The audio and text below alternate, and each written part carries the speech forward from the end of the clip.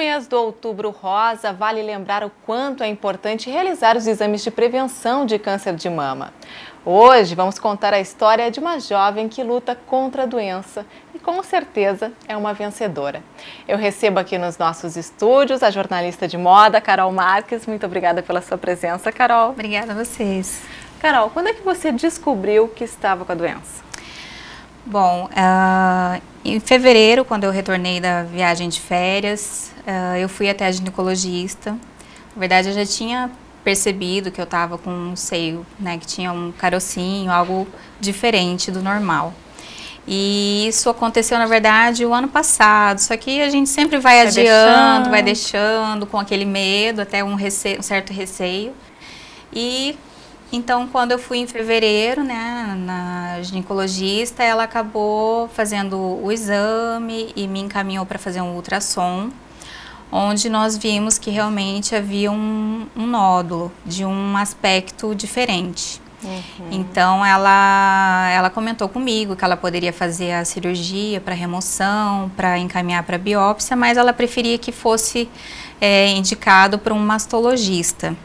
Mais especializado, então, realmente na mama. E aí ela encaminhou para o mastologista Dr. Dalton, fui até ele, chegando lá ele já viu as características do nódulo e me explicou que eu poderia fazer uma punção, né, que seria lá no consultório mesmo, para fazer a coleta do material, para encaminhar para a biópsia. Ou então, já fazer a cirurgia para retirar esse nódulo, e aí fazer também esse procedimento da biópsia. E aí ele me explicou, olha, você vai ter que de qualquer forma retirar o nódulo, porque ele é um tipo de nódulo que tem a tendência de crescer, de expandir. Então o ideal é que a gente tire. E aí eu preferi fazer a cirurgia já ao invés de fazer a punção. E aí no dia 17 de maio eu fiz a cirurgia, retirei o nódulo e aí demorou cerca de 1 mês e meio, quase 2 meses para sair o resultado.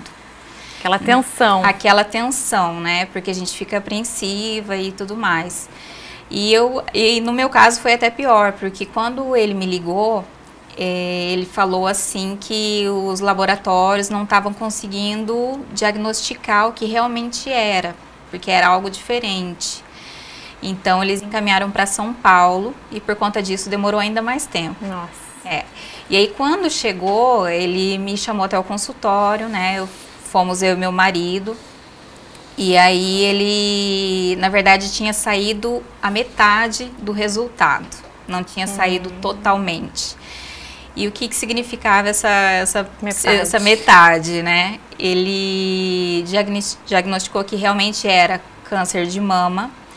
Era um carcinoma de alto grau. Só que eles estavam com suspeita de que tinha se expandido para outra região do corpo. E aí foi aquele baque, né, normal, imagina receber uma notícia dessa e ainda com a suspeita de ter ido para outra região. Então a gente aguardou depois mais 2 semanas e aí saiu o restante do resultado e graças a Deus realmente foi só na mama. Né? Então, a gente é ruim, mas pelo menos poderia ter sido pior. Claro. Né? Então, é bom a gente tentar ver pelo lado positivo, né? E aí, ele me explicou que em alguns casos a cirurgia é feita antes e depois do tratamento, em outros casos o tratamento primeiro e depois a remoção da mama. E no meu caso, seria menos agressivo se a gente fizesse primeiro a quimioterapia e depois a retirada, né? No meu caso, não vai ser a retirada total, ele vai retirar, na verdade, é o quadrante, que acho que é como eles chamam, né? Mas existe a possibilidade, ele já conversou comigo, se de repente eu quiser tirar as duas, eu posso ter essa opção também, mas ela vai somente diminuir as possibilidades de isso nunca mais acontecer, não vai eliminar. Sim. Então, como é uma cirurgia muito agressiva, né, principalmente para a mulher, porque o seio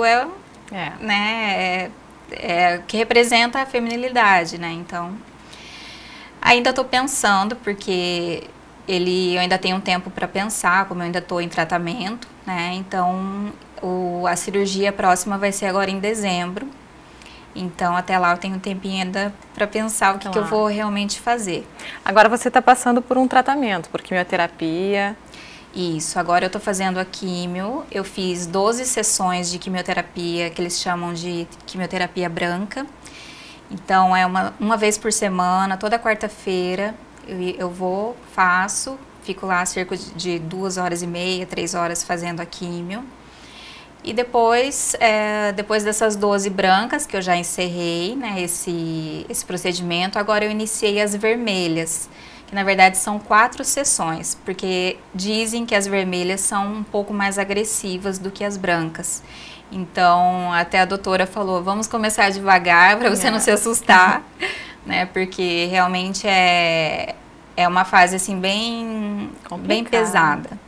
E aí começou toda a queda de cabelo, né? Começou. Você foi modelo, né? Trabalha com apresentação, é apresentadora de TV, né? Como é que foi para ti? A gente está vendo imagens ali, suas imagens com os cabelos compridos. Pois é, na verdade assim, é muito difícil para qualquer mulher perder né, os cabelos, a sobrancelha, os cílios, porque o cabelo é a moldura do nosso rosto.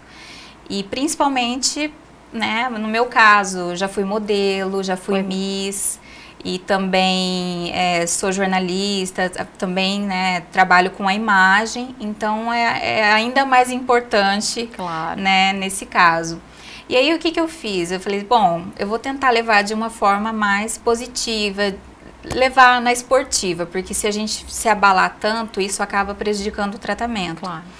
Então eu resolvi cortar os cabelos aos poucos e fui fazendo vários cortes. Como a gente viu nas fotos ali. Exato, exatamente. Então eu fiz 3 cortes, na verdade foram 4 cortes que eu fiz, até para não ir sentindo tanto, né? Esse foi o segundo, né? Um chanelzinho. Aí depois teve um outro que eu radicalizei, que eu deixei o meu lado roqueira. Mas ficou bonito em todos. E depois eu cortei, esse foi o último. Só que assim, eles foram caindo de uma tal forma que é um sentimento muito ruim quando você vê o cabelo no travesseiro, nas roupas. E aí eu falei, bom, não dá mais para ficar segurando. Aí acabei raspando, né? E na verdade eu ando usando muito mais lenços do que a própria peruca, como hoje eu tô usando. Mas assim, a gente tem que se desdobrar e usar a criatividade nessas horas, né? Então, é ruim porque principalmente agora, entrando esse verão, tá um clima super quente. E a peruca, algumas colegas, né, que estão fazendo tratamento também, preferem a peruca, mas eu prefiro o lenço, assim, no dia a dia, só em algumas ocasiões, né, como hoje, que aí a gente prefere usar uma peruca para ficar mais normal. E mudou alguma coisa na tua vida profissional depois que você descobriu que está com a doença e começou os tratamentos? Atrapalha um pouco a vida profissional também, né? Com certeza, Dani, porque na verdade, assim, a gente não tem mais aquela disposição, aquele pique, a energia que a gente tem naturalmente, né? E eu sempre, assim, fui uma pessoa super positiva, de alto astral. Isso mudou um pouco, porque o nosso psicológico acaba afetando, né? E não tem como não afetar, por mais alto astral que você tenha. Imagina, ficar sem cabelo, as próprias reações do tratamento, dores no corpo, vômito em certas circunstâncias. Então, isso acaba, né, atrapalhando um pouco mesmo o nosso dia a dia. Mas assim, eu tô procurando diminuir certas coisas, priorizar aquilo que é mais importante, né? Eu também tenho pessoas de confiança que podem me ajudar na empresa, então, assim, eu vou trabalhar normalmente, mas eu sei que se eu precisar ficar de repouso, principalmente no dia da químio, né, que eu faço na parte da manhã na quarta-feira, e à tarde eu fico repousando para também não ficar tão cansada, não forçar, né? Mas assim, por exemplo, atividade física, eu já não tenho tanta força para fazer, ir à academia. De vez em quando eu dou uma caminhada, né? E também é um pouco ruim porque entre as reações estão o inchaço, né? Então isso também acontece e se a gente não cuidar acaba aumentando o peso. Por enquanto, né, Carol? Logo esse quadro vai Logo se reverter. volta. E que mensagem você deixa, então, para as mulheres, hoje em dia, realmente fazerem essa prevenção, descobrirem, se tiverem alguma coisa, descobrirem logo cedo, para conseguirem fazer um tratamento? Sim, com certeza. Na verdade, assim, eu penso que a gente tem que procurar sempre estar se cuidando, sempre ir ao médico, a ginecologista, porque quanto antes descoberta a doença, muito maiores são as chances de cura, né? As pessoas quando me veem falam, nossa, mas você tá tão bem, você tá doente mesmo, né? Porque eu tô tentando levar uma vida normal. Mas assim, eu não quero o que eu tô passando para ninguém, porque é muito sofrido, sabe? A gente ter que ficar com a aparência debilitada, assim, você se olhar no espelho e você parece que a sua vida foi tirada de você, né? Então eu não desejo isso para ninguém. O importante é que as mulheres tenham essa conscientização, principalmente agora que é o Outubro Rosa. Então aproveitar realmente para ir ao médico, fazer sempre os exames, estar sempre se cuidando, porque as chances são muito maiores. E a gente tem aquela ideia, as pessoas ainda têm aquela ideia de que somente as pessoas mais experientes, acima de 50, 60 anos, é que têm a doença. Muito pelo contrário, hoje em dia, pessoas muito mais novas até do que eu, estão descobrindo esse tipo de doença. Então, realmente se cuidar, ir ao médico, ter essa preocupação, sabe? Falar para a mãe, para a avó, para a tia, para as irmãs, para todas irem ao médico para realmente fazerem os exames. Carol, muito obrigada pela sua entrevista. Eu que agradeço. Sucesso no tratamento, tenho certeza que vai dar tudo certo.